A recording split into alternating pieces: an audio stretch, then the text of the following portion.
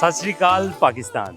ਮੈਂ ਜੀ ਤੁਹਾਡਾ ਵੀਰ ਭੁਪਿੰਦਰ ਸਿੰਘ ਲਵਲੀ ਔਰ ਅੱਜ ਮੈਂ ਮੌਜੂਦ ਹਾਂ ਗੁਰਦੁਆਰਾ ਸ਼੍ਰੀ ਜਨਮ ਅਸਥਾਨ ਨਨਕਾਣਾ ਸਾਹਿਬ ਵਿੱਚ। ਇਹ ਅਸਥਾਨ ਸਿੱਖ ਧਰਮ ਦੇ ਮੰਨਣ ਵਾਲਿਆਂ ਲਈ ਸਭ ਤੋਂ ਅਹਿਮ ਤੇ ਮੁਕੱਦਸ ਸਮਝਿਆ ਜਾਂਦਾ ਹੈ, ਕਿਉਂਕਿ ਸਿੱਖ ਧਰਮ ਦੇ ਮੋਢੀ ਸਾਹਿਬ ਸ੍ਰੀ ਗੁਰੂ ਨਾਨਕ ਦੇਵ ਜੀ ਮਹਾਰਾਜ ਦਾ ਪ੍ਰਕਾਸ਼ ਇਸੇ ਹੀ ਅਸਥਾਨ ਉੱਪਰ ਹੋਇਆ ਔਰ ਇਸੇ ਕਰਕੇ ਸਿੱਖ ਧਰਮ ਦੀ ਜਨਮ ਭੂਮੀ ਵੀ ਇਸੇ ਅਸਥਾਨ ਨੂੰ ਆਖਿਆ ਜਾਂਦਾ ਹੈ। ਦੁਨੀਆ ਭਰ ਦੇ ਸਿੱਖ ਇਸ ਥਾਂ ਨੂੰ ਵੇਖਣਾ, ਇਸ ਥਾਂ ਦੇ ਦਰਸ਼ਨ ਕਰਨਾ ਔਰ ਇੱਥੇ ਇਬਾਦਤ ਕਰਨਾ ਆਪਣੇ ਲਈ ਕਾਬਲੇ ਫਖਰ ਸਮਝਦੇ ਹਨ। ਇਸੇ ਕਰਕੇ ਦੁਨੀਆ ਭਰ ਦੇ ਸਿੱਖ ਆਪਣੇ ਰੋਜ਼ਾਨਾ ਸੁਬਹ ਸ਼ਾਮ ਦੀ ਇਬਾਦਤ ਦੇ ਵਿੱਚ ਇਸ ਜਗ੍ਹਾ ਨੂੰ ਯਾਦ ਕਰਦੇ ਹਨ। ਸਾਹਿਬ ਸ੍ਰੀ ਗੁਰੂ ਨਾਨਕ ਦੇਵ ਜੀ ਮਹਾਰਾਜ ਦੀ ਤਾਲੀਮਾਤ ਨੂੰ ਸਮਝਣਾ ਇੱਕ ਆਮ ਬੰਦੇ ਦੀ ਸੋਚ ਤੋਂ ਬਹੁਤ ਉੱਪਰ ਹੈ, ਲੇਕਿਨ ਅੱਜ ਅਸੀਂ ਇੱਕ ਕੋਸ਼ਿਸ਼ ਕਰਾਂਗੇ ਉਹਨਾਂ ਦੀ ਜ਼ਿੰਦਗੀ ਬਾਰੇ ਜਾਣਨ ਦੀ, ਉਹਨਾਂ ਦੀ ਤਾਲੀਮਾਤ ਉੱਪਰ ਗੱਲ ਕਰਨ ਦੀ, ਉਹਨਾਂ ਦੀ ਗੁਰਬਾਣੀ ਸੁਣਾਂਗੇ ਅਤੇ ਨਾਲ ਦੇ ਨਾਲ ਇਸ ਅਸਥਾਨ ਦੇ ਦਰਸ਼ਨ ਵੀ ਕਰਾਂਗੇ। ਸੋ ਆਓ ਚੱਲਦੇ ਹਾਂ ਗੁਰਦੁਆਰਾ ਸ਼੍ਰੀ ਜਨਮ ਅਸਥਾਨ।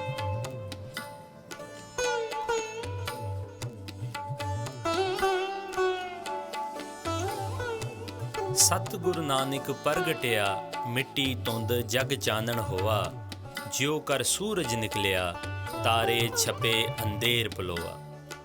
ਜਦੋਂ ਧਾਰਮਾਂ ਤੇ ਜਾਤਾਂ ਦੇ ਰੌਲੇ ਬਹੁਤ ਵਧੇ ਹੋਏ ਸੀ, ਉਸ ਸਮੇਂ ਧਰਤੀ ਉੱਪਰ ਇੱਕ ਪਾਕ ਨਿਰਾਲੀ ਰੂਹ ਦਾ ਜਨਮ ਕੱਤਕ ਮਹੀਨੇ ਦੀ ਪੂਰਨਮਾਸ਼ੀ ਸੰਨ 1469 ਨੂੰ ਰਾਏ ਬੋਏ ਦੀ ਤਲਵੰਡੀ ਮੌਜੂਦਾ ਨਨਕਾਣਾ ਸਾਹਿਬ ਪਾਕਿਸਤਾਨ ਵਿੱਚ ਹੋਇਆ।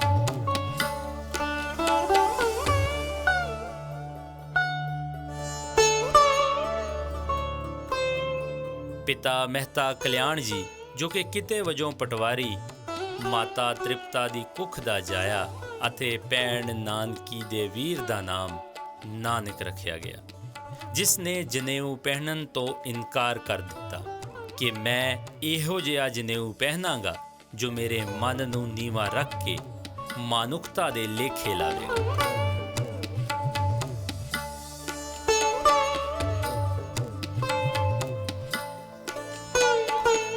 गुरु जी ने फरमाया, दया कपास संतोख सूत जत गंडी सत वट, एह जनेऊ जी का हई तपांडे कत। लोकाई ਲਈ ਪਹਿਲਾ ਐਲਾਨਨਾਮਾ ਜਾਰੀ ਕੀਤਾ। ਧਰਤੀ ਉੱਪਰ ਆਉਣ ਵਾਲਾ ਮਨੁੱਖ ਸਿਰਫ ਤਾਂ ਸਿਰਫ ਇਨਸਾਨ ਹੈ ਅਤੇ ਇਨਸਾਨ ਦਾ ਫਰਜ਼ ਕੁਦਰਤ ਦੀ ਰਜ਼ਾ ਵਿੱਚ ਰਹਿ ਕੇ ਕੁਦਰਤ ਦੇ ਪੂਰਨੀਆਂ ਉੱਪਰ ਚੱਲਣਾ ਹੈ ਅਤੇ ਸਿੱਖਣਾ ਹੈ ਜਿਵੇਂ ਧਰਤੀ, ਅੰਬਰ, ਤਾਰੇ ਤੇ ਹਵਾਵਾਂ ਸੇਵਾ ਨਿਭਾ ਰਹੀਆਂ ਹਨ। ਮਨੁੱਖ ਆਪਣੀ ਹੋਂਦ ਨੂੰ ਪਹਿਚਾਣੇ, ਆਪਣੇ ਕਰਮਾਂ ਨੂੰ ਵਾਚੇ ਕਿ ਉਸ ਦੀ ਨਿਤ ਕਿਰਿਆ ਜੇਕਰ ਕਿਸੇ ਦਾ ਕੁਝ ਸਵਾਰ ਨਹੀਂ ਰਹੀ, ਕਿਧਰੇ ਕਿਸੇ ਦੇ ਦੁੱਖਾਂ ਦਾ ਕਾਰਨ ਤਾਂ ਨਹੀਂ ਬਣ ਰਹੀ। ਸਾਹਿਬ ਸ੍ਰੀ ਗੁਰੂ ਨਾਨਕ ਜੀ ਦਾ ਕਥਨ ਸੀ ਕਿ ਧਰਮ ਜਾਂ ਮਜ਼ਹਬ ਸਖਤ ਹੋ ਕੇ ਜਾਂ ਕਿਸੇ ਨੂੰ ਬੰਦਸ਼ ਵਿੱਚ ਧੱਕੇ ਨਾਲ ਬਣਨਾ ਨਹੀਂ ਹੈ, ਸਗੋਂ ਧਰਮ ਜਾਂ ਮਜ਼ਹਬ ਤਾਂ ਇੱਕ ਸੰਸਥਾ ਹੈ, ਇੱਕ ਇਦਾਰਾ ਹੈ ਜੋ ਜੀਵਾਂ ਨੂੰ ਮਾਰਗ ਦਰਸ਼ਕ ਬਣਾਉਂਦੀ ਹੈ। ਮਨੁੱਖ ਨੂੰ ਨਿਰਪੱਖ ਹੋ ਕੇ ਦੁਨਿਆਵੀ ਬੁਰਾਈ, ਅੰਧ ਵਿਸ਼ਵਾਸ ਤੋਂ ਸੁਚੇਤ ਰਹਿ ਕੇ ਸਾਰਥਕ ਸੋਚ ਦਾ ਤਾਰਣੀ ਬਣਾਉਂਦੀ ਹੈ। ਅੰਧ ਵਿਸ਼ਵਾਸ ਨੂੰ ਇਨਸਾਨੀਅਤ ਦੀਆਂ ਅੱਖਾਂ ਉੱਪਰੋਂ ਉਤਾਰਨ ਲਈ ਕੁਦਰਤ ਵੱਲੋਂ ਧਰਤੀ ਉੱਪਰ ਭੇਜੇ ਗਏ ਪਟਵਾਰੀ ਦੇ ਪੁੱਤਰ ਨੂੰ ਜਦ ਪਾਂਧੇ ਪਾਸ ਪੜ੍ਹਨ ਲਈ ਭੇਜਿਆ ਗਿਆ ਤਾਂ ਪਾਂਧੇ ਵੱਲੋਂ ਪੜ੍ਹਾਈ ਜਾਂਦੀ ਧਰਮ ਦੀ ਚਾਰ ਦੁਆਰੀ ਨਾਲ ਟਕੀ ਹੋਈ ਰਿਵਾਇਤੀ ਪੜ੍ਹਾਈ ਨੂੰ ਠੋਕਰ ਮਾਰ ਕੇ ਕਿਹਾ ਕਿ ਜਦ ਵੀ ਲਿਖੀਏ ਉਸ ਸਿਰਜਣਹਾਰ ਦੀ ਮਹਿਮਾ ਲਿਖੀਏ, ਜਦ ਵੀ ਸੁਣੀਏ ਪਰਮੇਸ਼ਰ ਦਾ ਸ਼ੁਕਰਾਨਾ ਸੁਣੀਏ। ਫੱਟੀ ਉੱਪਰ ਕਲਮ ਦਵਾਤ ਨਾਲ ਸ਼ਬਦ ਉਕਰਿਆ, ਏਕ ਓਂਕਾਰ, ਏਕੋ ਦਾਤਾਰ, ਜੋ ਸਭ ਦਾ ਮਾਲਕ ਹੈ ਅਤੇ ਸਭ ਨੂੰ ਦੇਵਨਹਾਰ ਹੈ। ਏਕ ਓਂਕਾਰ ਸਤਨਾਮ ਕਰਤਾ ਪੁਰਖ ਨਿਰਭਉ ਨਿਰਵੈਰ, ਅਕਾਲ ਮੂਰਤ ਅਜੂਨੀ ਸੈਭੰਗ ਗੁਰ ਪ੍ਰਸਾਦ, ਜਪ ਆਦ ਸੱਚ ਜੁਗਾਦ ਸੱਚ, ਹੈਪੀ ਸੱਚ ਨਾਨਕ ਹੋਸੀ ਪੀ ਸੱਚ।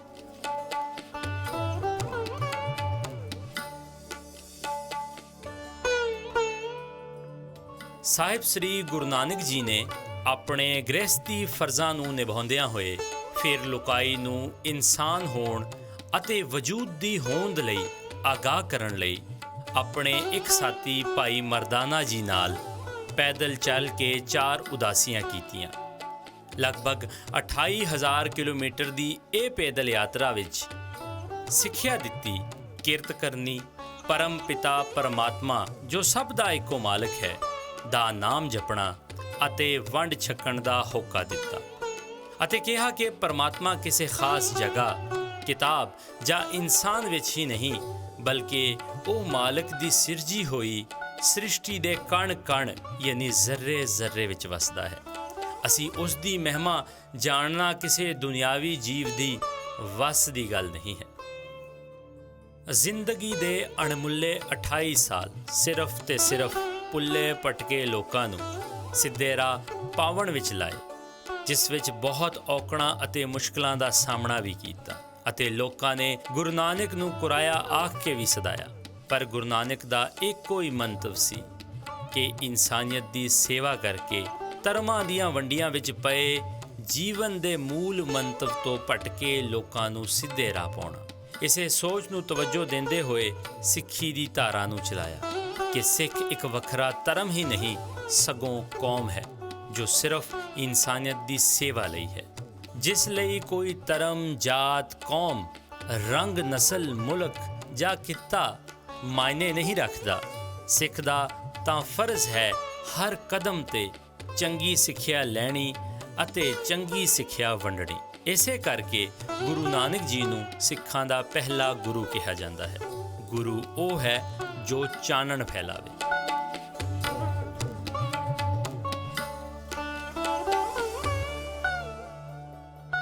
ਉਦਾਸੀਆਂ ਦੌਰਾਨ ਜੋ ਫਲਸਫੇ ਇਕੱਠੇ ਕੀਤੇ, ਜੋ ਗੁਰੂ ਨਾਨਕ ਜੀ ਨੇ ਆਪਣੇ ਸਵੇ ਉੱਪਰ ਹੰਡਾਏ ਤਜਰਬੇ ਸਨ, ਸਭ ਬਾਣੀ ਦੇ ਰੂਪ ਵਿੱਚ 974 ਸ਼ਬਦ ਵਾਕ ਸ੍ਰੀ ਗੁਰੂ ਗ੍ਰੰਥ ਸਾਹਿਬ ਦੇ ਵਿੱਚ ਦਰਜ ਹਨ, ਜਿਨ੍ਹਾਂ ਵਿੱਚੋਂ ਜਪਜੀ ਸਾਹਿਬ, ਆਸਾ ਦੀ ਵਾਰ, ਸਿੱਧ ਗੋਸ਼ਟ ਪ੍ਰਮੁੱਖ ਬਾਣੀਆਂ ਹਨ।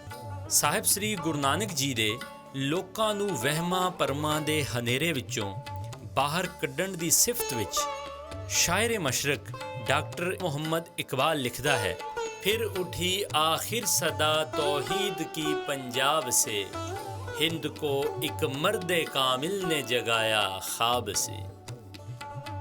1947 ਦੀ ਵੰਡ ਤੋਂ ਪਹਿਲਾਂ ਇੱਥੇ ਦੇ ਲੋਕਾਂ ਦਾ ਇਹ ਖਿਆਲ ਸੀ ਕਿ ਸਿੱਖ ਮਜ਼ਹਬ ਦੇ ਬਾਨੀ ਦੀ ਪੈਦਾਇਸ਼ ਦੀ ਜਗ੍ਹਾ ਹੋਣ ਤੋਂ ਨਨਕਾਣਾ ਸਾਹਿਬ ਨੂੰ ਇੰਡੀਆ ਵਿੱਚ ਸ਼ਾਮਿਲ ਕੀਤਾ ਜਾਵੇਗਾ ਔਰ ਸਿੱਖਾਂ ਦੇ ਇਨ੍ਹਾਂ ਇਲਾਕਿਆਂ ਨੂੰ ਕੋਈ ਵੀ ਨੁਕਸਾਨ ਨਹੀਂ ਪਹੁੰਚਾਵੇਗਾ। ਇਸੇ ਹੀ ਯਕੀਨ ਦੀ ਵਜ੍ਹਾ ਤੋਂ ਕਰੀਬੀ ਪਿੰਡਾਂ ਤੇ ਕਸਬਿਆਂ ਦੇ ਰਹਿਣ ਵਾਲਿਆਂ ਨੇ ਇੱਥੇ ਪਨਾਹ ਲੈ ਲਈ। ਪਰ 17 ਅਗਸਤ 1947 ਨੂੰ ਰੇਡੀਓ ਪਾਕਿਸਤਾਨ ਨੇ ਇਹ ਐਲਾਨ ਕੀਤਾ ਕਿ ਨਨਕਾਣਾ ਸਾਹਿਬ ਦਾ ਇਹ ਇਲਾਕਾ ਪਾਕਿਸਤਾਨ ਵਿੱਚ ਸ਼ਾਮਿਲ ਹੈ, ਜਿਸ ਦੀ ਵਜ੍ਹਾ ਤੋਂ ਇੱਥੇ ਮੌਜੂਦ ਲਗਭਗ 2 ਲੱਖ ਪਨਾਹਗਜ਼ੀਨਾਂ ਦੀ ਉਮੀਦਾਂ ਤੇ ਪਾਣੀ ਫਿਰ ਗਿਆ। 17 ਸਤੰਬਰ 1947 ਨੂੰ ਇੱਕ ਬਹੁਤ ਹੀ ਵੱਡੇ ਕਾਫਲੇ ਦੀ ਸੂਰਤ ਵਿੱਚ ਬਹੁਤ ਹੀ ਦੁਖੀ ਹਿਰਦੇ ਦੇ ਨਾਲ ਨਨਕਾਣਾ ਸਾਹਿਬ ਖਾਲੀ ਕਰਾ ਲਿਆ ਗਿਆ। ਨਨਕਾਣਾ ਸਾਹਿਬ ਹੀ ਵਾਹਦ ਗੁਰਦੁਆਰਾ ਸੀ ਜੋ ਕਦੀ ਵੀ ਬੰਦ ਨਹੀਂ ਹੋਇਆ। ਕੁਝ ਇਤਿਹਾਸਕਾਰ ਲਿਖਦੇ ਹਨ ਕਿ 1 ਦਰਜਨ ਦੇ ਕਰੀਬ ਲੋਕ ਇਸੇ ਹੀ ਗੁਰਦੁਆਰੇ ਵਿੱਚ ਵੰਡ ਤੋਂ ਬਾਅਦ ਵੀ ਰਹਿੰਦੇ ਰਹੇ। 1969 ਵਿੱਚ ਗਿਆਨੀ ਪ੍ਰਤਾਪ ਸਿੰਘ ਦਾ ਨਾਮ ਸਾਹਮਣੇ ਆਉਂਦਾ ਹੈ, ਜਿਨ੍ਹਾਂ ਨੇ ਗੁਰਦੁਆਰਾ ਸਾਹਿਬ ਦੀ 50 ਸਾਲ ਤੋਂ ਵੀ ਵੱਧ ਸੇਵਾ ਕੀਤੀ। ਇਹਨਾਂ ਨਾਲ ਹੀ 3 ਹੋਰ ਭਰਾਵਾਂ ਦੇ ਨਾਮ ਵੀ ਸਾਹਮਣੇ ਆਉਂਦੇ ਨੇ, ਜਿਨ੍ਹਾਂ ਨੇ 47 ਤੋਂ ਬਾਅਦ ਸਰਹੱਦੋਂ ਪਾਰ ਨਾ ਜਾਵਣ ਦਾ ਫੈਸਲਾ ਕੀਤਾ। ਸ਼ੁਮਾਲੀ ਮਗਰਬੀ ਕਬਾਇਲੀ ਇਲਾਕਿਆਂ ਵਿੱਚੋਂ ਪਸ਼ਤੂਨ ਸਿੱਖਾਂ ਨੇ ਇਸ ਇਲਾਕੇ ਵੱਲ ਹਿਜਰਤ ਕੀਤੀ। ਅੱਜ ਵੀ ਇਹਨਾਂ ਪਸ਼ਤੂਨ ਸਿੱਖਾਂ ਦੀ ਔਲਾਦ ਨਾ ਸਿਰਫ ਆਪਣੇ ਸਕਾਫਤ ਨੂੰ ਜ਼ਿੰਦਾ ਰੱਖੀ ਬੈਠੇ ਨੇ, ਬਲਕਿ ਜ਼ਿੰਦਗੀ ਦੇ ਹਰ ਸ਼ੋਬੇ ਵਿੱਚ ਵੱਧ ਚੜ੍ਹ ਕੇ ਆਪਣਾ ਹਿੱਸਾ ਪਾ ਰਹੇ ਨੇ। ਤਾਰੀਖੀ ਤੌਰ ਤੇ ਪੂਰੀ ਦੁਨੀਆ ਦੇ ਸਿੱਖ ਪਾਕਿਸਤਾਨ ਵਿੱਚ ਮੌਜੂਦ ਗੁਰਦੁਆਰਿਆਂ ਦੀ ਸੇਵਾ ਸੰਭਾਲ ਲਈ ਦਿਲ ਖੋਲ੍ਹ ਕੇ ਖਰਚ ਕਰਦੀ ਹੈ।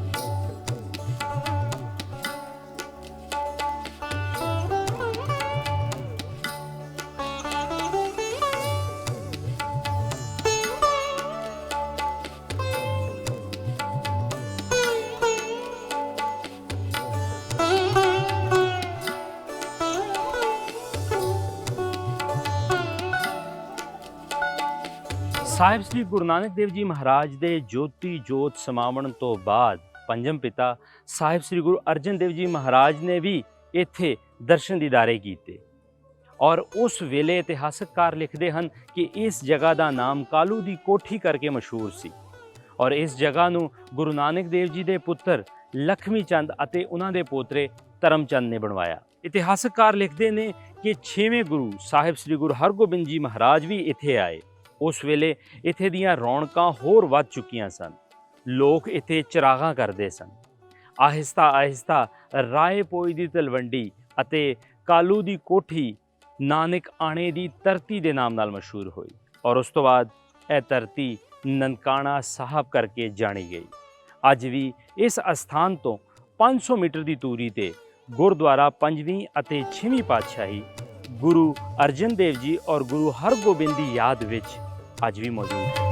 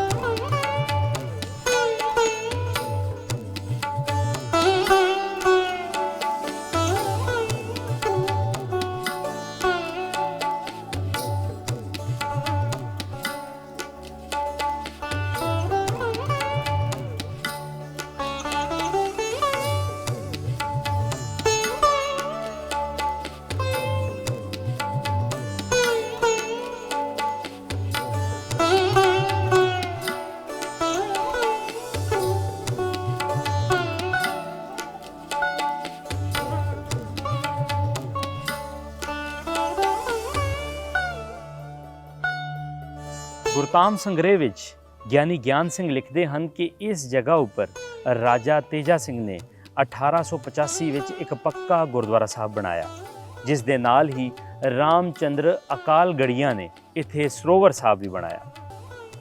ਇਤਿਹਾਸਕਾਰ ਡਾਕਟਰ ਦਲਵੀਰ ਸਿੰਘ ਪੰਨੂ ਆਪਣੀ ਕਿਤਾਬ ਦਾ ਸਿੱਖ ਹੈਰੀਟੇਜ ਬਿਯੋਂਡ ਦਾ ਬਾਰਡਰਸ ਦੇ ਵਿੱਚ ਲਿਖਦਾ ਹੈ ਕਿ ਸ਼ੱਕਰ ਚੱਕੀਆ ਦਾ ਇਹ ਇਲਾਕਾ ਜਦੋਂ ਮਹਾਰਾਜਾ ਰਣਜੀਤ ਸਿੰਘ ਇਸ ਦਾ ਸਰਦਾਰ ਬਣਿਆ ਤੇ ਉਸ ਤੋਂ ਬਾਅਦ ਮਹਾਰਾਜਾ ਰਣਜੀਤ ਸਿੰਘ ਇੱਥੇ ਆਪਣੀ ਮਾਂ ਰਾਜ ਕੌਰ ਦੇ ਨਾਲ ਆਂਦਾ ਹੈ।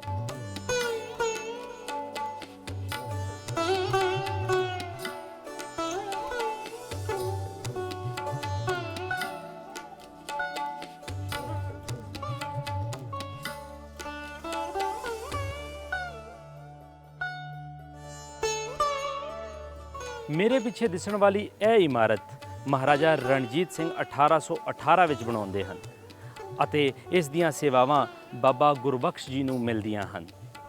ਸੋਹਣ ਲਾਲ ਸੂਰੀ ਦੀ ਉਮਦਾਤੁਲ ਤਾਰੀਖ ਦੇ ਵਿੱਚ ਮਿਲਦਾ ਹੈ ਕਿ ਮਹਾਰਾਜਾ ਰਣਜੀਤ ਸਿੰਘ 18 ਮਾਰਚ 1836 ਵਿੱਚ ਇੱਥੇ ਆਉਂਦੇ ਹਨ ਅਤੇ ਗੁਰੂ ਘਰ ਲਈ 525 ਰੁਪਏ ਨਗਦ ਨਾਲ ਕੁਝ ਰੁਮਾਲਾ ਸਾਹਿਬ ਵੀ ਭੇਟ ਕਰਦੇ ਹਨ।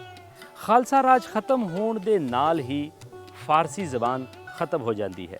ਇੱਥੇ ਫਾਰਸੀ ਜ਼ਬਾਨ ਖਤਮ ਹੋ ਕੇ ਅੰਗਰੇਜ਼ੀ ਜ਼ੁਬਾਨ ਰਾਇਜ ਕਰ ਦਿੱਤੀ ਜਾਂਦੀ ਹੈ, ਕਿਉਂਕਿ ਹੁਣ ਇਸ ਜਗ੍ਹਾ ਨੂੰ ਲਾਹੌਰ ਨਹੀਂ ਕਮਾਂਡ ਕਰ ਰਿਹਾ ਸੀ ਬਲਕਿ ਈਸਟ ਇੰਡੀਆ ਕੰਪਨੀ ਵੇਖ ਰਹੀ ਸੀ। ਇਸ ਤੋਂ ਬਾਅਦ ਇਹ ਸਾਰਾ ਇਲਾਕਾ, ਇਹ ਸਾਰੇ ਗੁਰਦੁਆਰੇ, ਇਹ ਸਾਰੇ ਮਸਾਜਿਦ ਅਤੇ ਮੰਦਰ ਹੁਣ ਗੋਰਾ ਵੇਖਦਾ ਹੈ।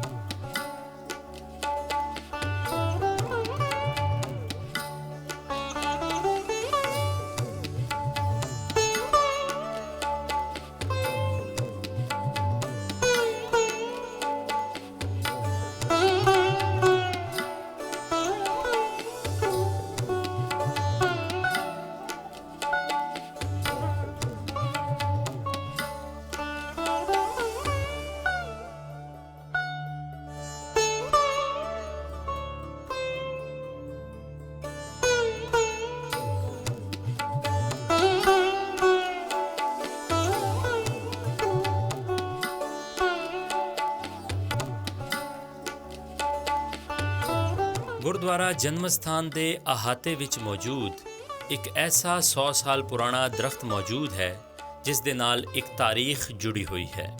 1849 ਵਿੱਚ ਪੰਜਾਬ ਅੰਦਰ ਸਿੱਖ ਰਾਜ ਖਤਮ ਹੋਣ ਤੋਂ ਬਾਅਦ ਗੋਰਿਆਂ ਨੂੰ ਸਭ ਤੋਂ ਜ਼ਿਆਦਾ ਖਤਰਾ ਸਿੱਖਾਂ ਕੋਲੋਂ ਹੀ ਸੀ, ਕਿਉਂਕਿ ਉਸ ਵੇਲੇ ਸਿੱਖ ਤਿਆਰ ਬਰ ਤਿਆਰ ਫੌਜ ਰੱਖਦੇ ਸੀ। ਇਸੇ ਹੀ ਕਰਕੇ ਗੋਰਿਆਂ ਨੇ ਸਿੱਖਾਂ ਉੱਪਰ ਸਖਤ ਪਹਿਰਾ ਲਗਾ ਦਿੱਤਾ ਔਰ ਇਹਨਾਂ ਦੇ ਇਕੱਠ ਕਰਨ ਤੇ ਪਾਬੰਦੀ ਵੀ ਲਗਾ ਦਿੱਤੀ। ਗੋਰਿਆਂ ਨੇ ਗੁਰਦੁਆਰਿਆਂ ਉੱਪਰ ਆਪਣਾ ਕਹਾ ਮੰਨਣ ਵਾਲੇ ਮਹੰਤ ਬਿਠਾ ਦਿੱਤੇ, ਜਿਸ ਕਾਰਨ ਆਏ ਗਏ ਸਿੱਖਾਂ ਨੂੰ ਤੰਗੀ ਦਾ ਸਾਹਮਣਾ ਕਰਨਾ ਪੈਂਦਾ ਅਤੇ ਮਜ਼ਹਬੀ ਇਬਾਦਤ ਵਿੱਚ ਮੁਸ਼ਕਲ ਪੇਸ਼ ਆਉਂਦੀ ਸੀ। ਇਸੇ ਹੀ ਕਰਕੇ ਸਿੱਖਾਂ ਨੇ ਕਰਤਾਰ ਸਿੰਘ ਚੱਬਰ ਅਤੇ ਲਛਮਣ ਸਿੰਘ ਦੀ ਅਗਵਾਈ ਹੇਠ ਅੰਗਰੇਜ਼ਾਂ ਦੇ ਖਿਲਾਫ ਆਵਾਜ਼ ਬੁਲੰਦ ਕੀਤੀ। 20 ਫਰਵਰੀ 1921 ਨੂੰ ਇੱਕ ਜੱਥਾ ਲਛਮਣ ਸਿੰਘ ਦੀ ਅਗਵਾਈ ਹੇਠ ਨਨਕਾਣਾ ਸਾਹਿਬ ਪਹੁੰਚਿਆ, ਜਿਸ ਉੱਪਰ ਮਹੰਤ ਦੇ ਕਾਰਿੰਦਿਆਂ ਅਤੇ ਕਿਰਾਏ ਦੇ ਗੁੰਡਿਆਂ ਨੇ ਹਮਲਾ ਕਰ ਦਿੱਤਾ। ਗੁਰਦੁਆਰਾ ਸਾਹਿਬ ਵਿੱਚ ਮੌਜੂਦ ਇਸ ਤਮਾਮ ਜੱਥੇ ਨੂੰ ਸ਼ਹੀਦ ਕਰ ਦਿੱਤਾ ਗਿਆ ਔਰ ਭਾਈ ਲਛਮਣ ਸਿੰਘ ਨੂੰ ਇਸ ਦਰਖਤ ਨਾਲ ਪੁੱਠਾ ਲਟਕਾ ਕੇ ਜ਼ਿੰਦਾ ਹੀ ਜਲਾ ਦਿੱਤਾ ਗਿਆ। ਥੋੜੀ ਹੀ ਦੇਰ ਵਿੱਚ ਇਹ ਗੱਲ ਇਰਦ-ਗਿਰਦ ਇਲਾਕਿਆਂ ਵਿੱਚ ਤੂਫਾਨ ਦੀ ਤਰ੍ਹਾਂ ਫੈਲ ਗਈ। ਅਗਲੇ ਹੀ ਦਿਨ ਲੋਕਾਂ ਦਾ ਇੱਕ ਬਹੁਤ ਵੱਡਾ ਇਕੱਠ ਹੋਇਆ, ਜਿਸ ਵਿੱਚ 25,000 ਤੋਂ ਵੀ ਵੱਧ ਸਿੱਖਾਂ ਨੇ ਗੁਰਦੁਆਰਾ ਜਨਮ ਸਥਾਨ ਦਾ ਰੁਖ ਕੀਤਾ ਅਤੇ ਗੋਰਿਆਂ ਤੇ ਮਹੰਤਾਂ ਕੋਲੋਂ ਗੁਰਦੁਆਰਾ ਸਾਹਿਬ ਦਾ ਮੁਕੰਮਲ ਕਬਜ਼ਾ ਛੁਡਾ ਲਿਆ। ਇਸ ਤਰ੍ਹਾਂ ਭਾਈ ਲਛਮਣ ਸਿੰਘ ਅਤੇ ਇਹਨਾਂ ਦੇ ਨਾਲ 100 ਸਿੱਖਾਂ ਤੋਂ ਵੀ ਵੱਧ ਸ਼ਹਾਦਤ ਕਾਰਨ ਗੁਰਦੁਆਰਾ ਸਾਹਿਬ ਆਜ਼ਾਦ ਹੋ ਗਿਆ। ਇਹਨਾਂ ਸ਼ਹੀਦਾਂ ਦੀ ਯਾਦ ਵਿੱਚ ਇਹ ਦਰਖਤ ਅਤੇ ਸ਼ਹੀਦਗੰਜ ਗੁਰਦੁਆਰਾ ਸਾਹਿਬ ਦੇ ਅੰਦਰ ਮੌਜੂਦ ਹੈ। ਲਛਮਣ ਸਿੰਘ ਅਤੇ ਤਮਾਮ ਸ਼ਹੀਦਾਂ ਦੇ ਨਾਮ ਅੱਜ ਵੀ ਗੁਰਦੁਆਰਾ ਜਨਮ ਸਥਾਨ ਨਨਕਾਣਾ ਸਾਹਿਬ ਦੇ ਦਰੋ ਦੀਵਾਰ ਉੱਪਰ ਰਕਮ ਕੀਤੇ ਗਏ ਹਨ। ਜਦੋਂ ਵੀ ਸਿੱਖ ਯਾਤਰੀ ਗੁਰਦੁਆਰਾ ਸਾਹਿਬ ਦਾ ਰੁਖ ਕਰਦੇ ਨੇ ਅਤੇ ਇੱਥੇ ਨਕਮਸਤਕ ਹੁੰਦੇ ਨੇ ਤਾਂ ਸਾਕਾ ਨਨਕਾਣਾ ਸਾਹਿਬ ਦੇ ਸ਼ਹੀਦਾਂ ਨੂੰ ਵੀ ਸਲਾਮ ਪੇਸ਼ ਕਰਦੇ ਨੇ। ਰਹਿੰਦੀ ਦੁਨੀਆ ਤੱਕ ਜਿੱਥੇ ਸਾਹਿਬ ਸ੍ਰੀ ਗੁਰੂ ਨਾਨਕ ਦੇਵ ਜੀ ਮਹਾਰਾਜ ਦਾ ਨਾਮ ਅਮਰ ਹੈ, ਉੱਥੇ ਇਹਨਾਂ ਸ਼ਹੀਦਾਂ ਦਾ ਨਾਮ ਵੀ ਤਾਂ ਜ਼ਿੰਦਗੀ ਅਮਰ ਹੀ ਰਹੇਗਾ।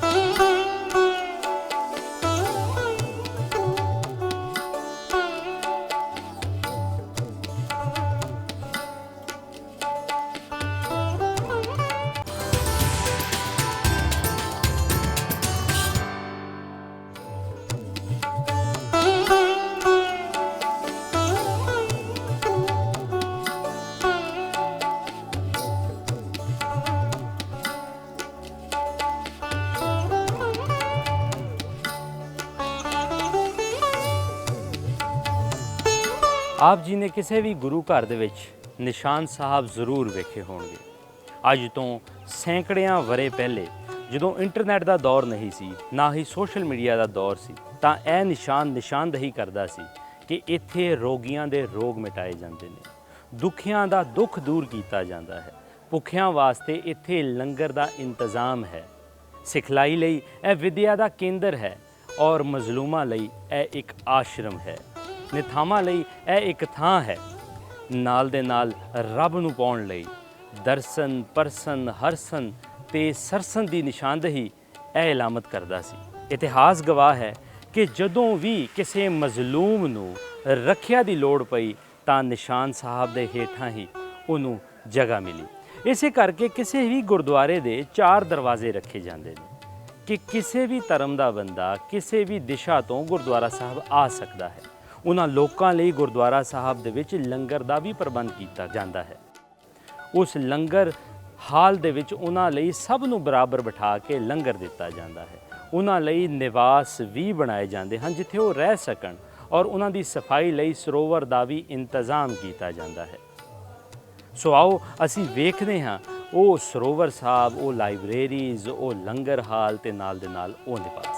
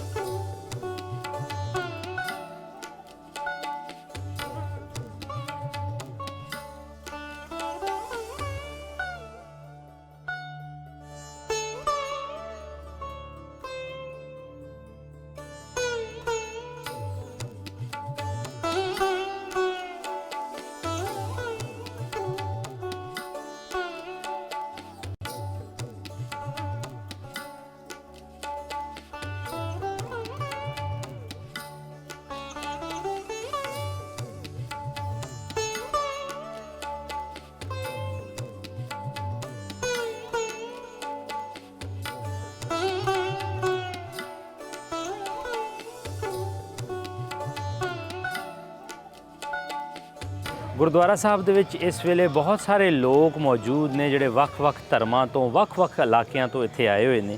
ਸੋ ਆਓ ਇਹਨਾਂ ਨਾਲ ਗੱਲਬਾਤ ਕਰਦੇ ਹਾਂ। ਅਸਲਾਮ ਵਾਲੇਕੁਮ, ਸਤਿ ਸ੍ਰੀ ਅਕਾਲ ਵੀਰ ਜੀ, ਕੀ ਹਾਲ ਚਾਲ ਨੇ? ਠੀਕ ਠਾਕ ਹੋ? ਤੁਸੀਂ ਸੁਣਾਓ? ਠੀਕ ਬਹੁਤ ਵਧੀਆ ਜੀ। ਨਾਂ ਕੀ ਹੈ ਜੀ ਤੁਹਾਡਾ? ਉਸਮਾਨ ਨਾਮ ਹੈ ਮੇਰਾ। ਉਸਮਾਨ ਨਾਮ ਹੈ। ਤੇ ਤੁਸੀਂ ਕਿੱਥੋਂ ਆਏ ਹੋ ਜੀ? ਅਸੀਂ ਲਾਹੌਰ ਤੋਂ ਆਏ ਆ ਤੇ ਸਾਡੇ ਇੱਕ ਦੋਸਤ ਨੇ ਬਾਹਰ ਯੂਕੇ ਤੇ ਕੁਝ ਡਿਫਰੈਂਟ ਕੰਟਰੀਜ਼ ਦੇ ਵਿੱਚ, ਇੰਡੀਆ ਦੇ ਵਿੱਚ ਵੀ ਨੇ। ਅਸੀਂ ਉਹਨਾਂ ਨੂੰ ਦਰਸ਼ਨ ਕਰਵਾਉਣ ਆਏ ਸੀ। ਅੱਛਾ, ਸਪੈਸ਼ਲੀ ਉਹਨਾਂ ਨੇ ਸਾਨੂੰ ਕਿਹਾ ਤੇ ਅਸੀਂ ਸਪੈਸ਼ਲੀ ਉਹਨਾਂ ਵਾਸਤੇ ਆਏ ਆ, ਮੋਬਾਈਲ ਤੇ ਦਰਸ਼ਨ ਕਰਵਾਉਣਾ ਸੀ। ਆਪਣੇ ਜਿਹੜੇ ਸਿੱਖ ਭਰਾ ਨੇ ਹਾਂਜੀ, ਉੱਥੇ? ਸਿੱਖ ਭਰਾ ਨੇ ਉੱਥੇ। ਵਾਹ, ਉਹਨਾਂ ਵਾਹ, ਨੇ ਸਾਡੀ ਵਾਹ। ਰਿਕੁਐਸਟ ਕੀਤੀ ਸੀ ਕਰੋਨਾ ਦੀ ਵਜ੍ਹਾ ਤੋਂ, ਕਿਉਂਕਿ ਕਾਫੀ ਲੋਕ ਆ ਨਹੀਂ ਸਕਦੇ, ਠੀਕ ਹੈ, ਤੇ ਡਿਫਿਕਲਟੀ ਪਈ ਹੈ ਅੱਜ ਕੱਲ ਬਹੁਤ ਜ਼ਿਆਦਾ। ਦੂਸਰੇ ਕੰਟਰੀਜ਼ ਕਲੋਜ਼ ਨੇ ਤੇ ਉਹਨਾਂ ਨੇ ਸਪੈਸ਼ਲੀ ਸਾਨੂੰ ਕਿਹਾ ਤੇ ਅਸੀਂ 4 ਲੋਕ ਆਏ ਆ ਦੋਸਤਾਂ।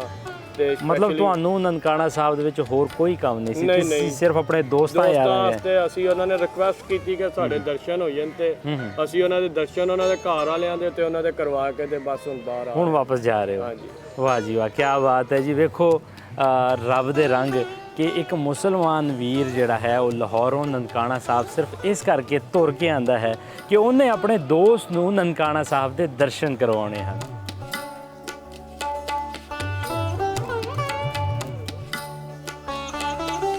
ਅੱਜ ਆਪ ਜੀ ਨੇ ਗੁਰਦੁਆਰਾ ਸ੍ਰੀ ਜਨਮ ਅਸਥਾਨ ਨਨਕਾਣਾ ਸਾਹਿਬ ਦੇ ਦਰਸ਼ਨ ਕੀਤੇ। ਇਹ ਅਸਥਾਨ ਸਿੱਖ ਧਰਮ ਦਾ ਸਭ ਤੋਂ ਅਹਿਮ, ਵੱਡਾ ਤੇ ਮੁਕੱਦਸ ਅਸਥਾਨ ਮੰਨਿਆ ਜਾਂਦਾ ਹੈ। ਕਿਉਂਕਿ ਸਿੱਖ ਧਰਮ ਦੇ ਮੰਨਣ ਵਾਲੇ ਪਾਕਿਸਤਾਨ ਦੇ ਵਿੱਚ ਬਹੁਤ ਹੀ ਥੋੜੇ ਹਨ, ਇਸ ਕਰਕੇ ਲੋਕਾਂ ਨੂੰ ਸਿੱਖ ਧਰਮ ਅਤੇ ਇੱਥੇ ਮੌਜੂਦ ਮੁxtਲਿਫ ਥਾਵਾਂ ਬਾਰੇ ਬਹੁਤ ਹੀ ਘੱਟ ਮਾਲੂਮਾਤ ਨੇ ਔਰ ਉਹਨਾਂ ਦੀ ਰਾਏ ਵੀ ਮੁxtਲਿਫ ਪਾਈ ਜਾਂਦੀ ਹੈ। ਡਿਸਕਵਰ ਪਾਕਿਸਤਾਨ ਆਪਣੇ ਇਸ ਪ੍ਰੋਗਰਾਮ ਰਾਹੀਂ ਲੋਕਾਂ ਨੂੰ ਸਿੱਖ ਧਰਮ ਔਰ ਇੱਥੇ ਮੌਜੂਦ ਇਤਿਹਾਸਕ ਥਾਵਾਂ ਦੇ ਤਕੱਦਸ ਬਾਰੇ ਦੱਸਦਾ ਹੈ। ਤੁਹਾਨੂੰ ਸਾਡਾ ਇਹ ਪ੍ਰੋਗਰਾਮ ਕਿਹੋ ਜਿਹਾ ਲੱਗਿਆ? ਆਪਣੇ ਕਮੈਂਟ ਬਾਕਸ ਦੇ ਵਿੱਚ ਜ਼ਰੂਰ ਸਾਨੂੰ ਦੱਸਣਾ। ਨਾਲ ਦੇ ਨਾਲ ਤੁਸੀਂ ਸਾਡਾ ਇਹ ਪ੍ਰੋਗਰਾਮ ਫੇਸਬੁੱਕ ਔਰ YouTube ਉੱਪਰ ਵੀ ਵੇਖ ਸਕਦੇ ਹੋ। ਇਹਦੇ ਨਾਲ ਹੀ ਆਪਣੇ ਨਿੱਕੇ ਵੀਰ ਭੁਪਿੰਦਰ ਸਿੰਘ ਲਵਲੀ ਨੂੰ ਇਜਾਜ਼ਤ ਦਿਓ। ਸਤਿ ਸ੍ਰੀ ਅਕਾਲ ਪਾਕਿਸਤਾਨ।